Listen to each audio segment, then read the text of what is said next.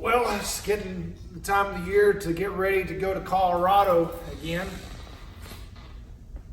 It's always something that's very exciting to me to go on a big trip. And Colorado has been a big part of my adult life.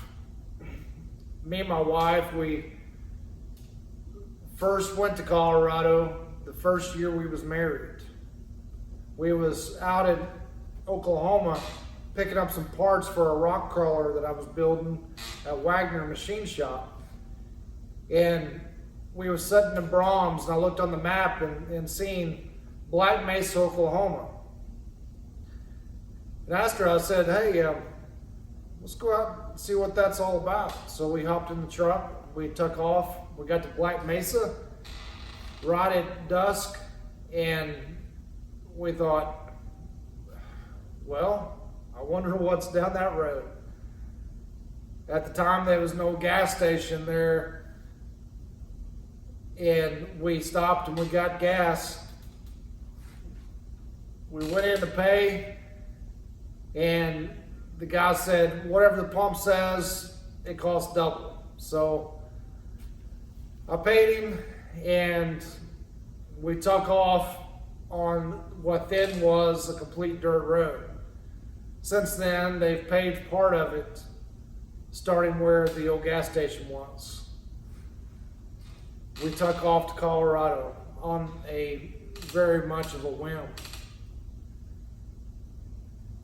So we got there, we made a weekend, short weekend trip. We got there Saturday night.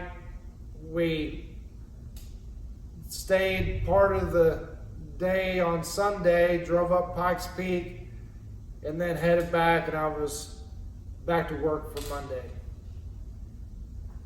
So there's been a lot of good memories starting a long time ago with Colorado. That's been, 16 years ago since we first went out there.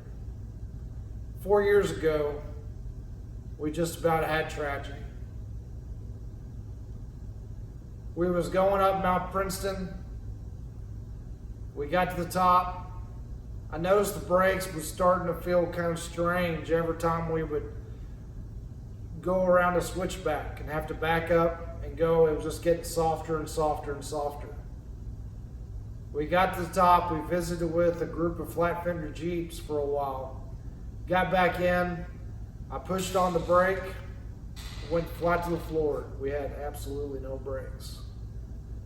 I got out, talked to some of the guys that I had been visiting with, and told them, we don't have any brakes.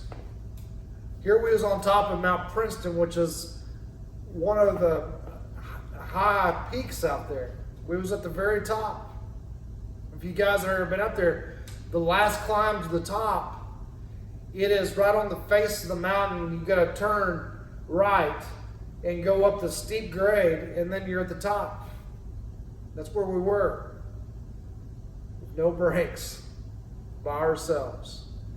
I asked those guys if anyone would take me back down to town, and everybody said, we don't have room to take all of y'all, which it is what it is. So luckily, I had a good customer of mine, Pete Brown, that was coming out in the Tacoma that we had built, and he had arrived in Denver area. So I got a hold of him, luckily, more like thankfully, thanks to God that we had service up there on top of that mountain. I got a hold of him, and he picks us up a master cylinder and booster. Because I didn't know really 100% what had happened. I knew it was the master cylinder, but I didn't know if we had dumped fluid into the booster. So I told him to get me absolutely everything. I was going to change it all out. 8 hours later, he arrives there at the summit. It was dark.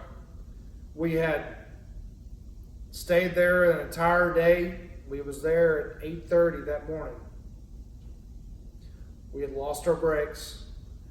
We had stayed there all day. You know, one thing that is unique about Mount Princeton is there's a cool little chalet on top of that mountain.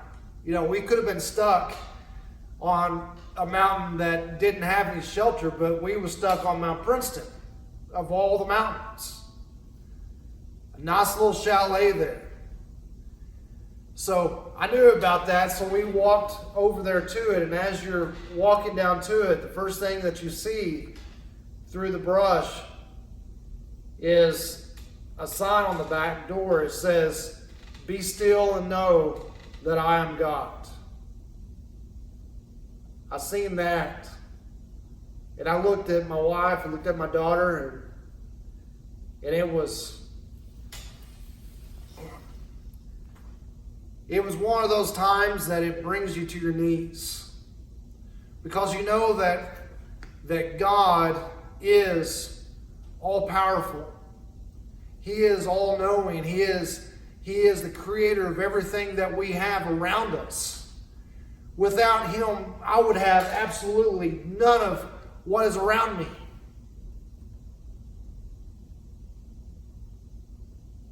We trust in these machines. We trust in ourselves. We are traveling around through this world, going up these steep mountains. We're going in these desolate areas, places that if we broke down, there's a big possibility that we wouldn't see anybody for days.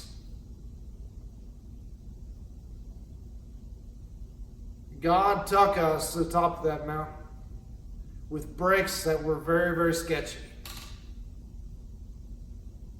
Very sketchy. But he got us to the top, and he gave us warning when I put my foot on the brake, and it went to the floor, and we didn't have anything. That could have been when we was coming down that face of that mountain. But he kept us safe. He made us where we was broke down in a safe spot. Be still and know that I am God. There's not any more humbling words than those words. So we spent the entire day up there on top of that mountain because we had mechanical failure. 2 days ago, the master cylinder and booster that I had replaced, remanned from Napa Auto Parts, that was the only one that we could get.